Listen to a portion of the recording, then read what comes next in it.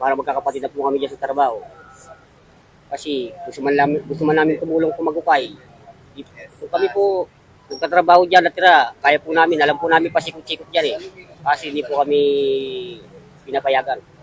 Nag-aalala pa rin ang construction worker na si Erwin sa 16 pang kasamahan niyang natrap sa loob ng gumuhong ginagawang gusali sa Barangay Balibago sa Angeles City, Pampanga.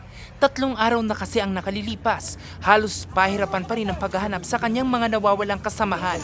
Anya, hindi dapat agad na lumipat sa retrieval operations ang mga otoridad habang may mga pinaghahanap pa. Dahil dito, ipinag-utos ni DILG Secretary John Vic Remulla na ipagpatuloy muli ang search and rescue operation. Ito'y matapos magpasya ang Unified Command kahapon May 26 na itigil na ito at tutukan na lang ang retrieval operation matapos wala na silang ma-detect na anumang sinyalis ng buhay sa gumuhong gusali. Ayon kay Remulla, may mga insidente umanong nakakahanap pa ng buhay na biktima kahit makalipas ang ilang linggo matapos ang pagguho.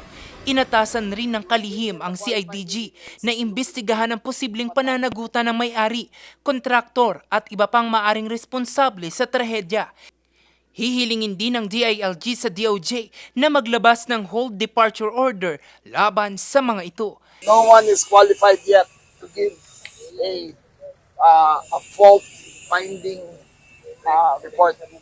We are after the facts. Okay, we will bring in the qualified engineers to look into what happened and why the building collapsed. Okay, so wala pang may kasalanan yan until we find the proper people who are qualified to assess. Number 2, the CIDG will call in the contractor and the owner of the property to look at their seeming criminal negligence of letting the workers sleep inside the building site.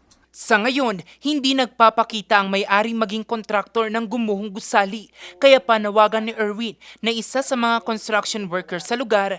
Kung nakikinig po kayo, ito pong may-ari ng building na pinapagawa nyo, sana sa lahat po ng namatayan ng pamilya, pumunta po kayo rito at kausapin niyo po sila kasi bilang kamag-anak, naranasan nyo rin po siguro yung nawalan. Sa ngayon, 4 ang kumpirmadong nasawi dahil sa pagguho habang 16 pa ang patuloy na pinaghahanap.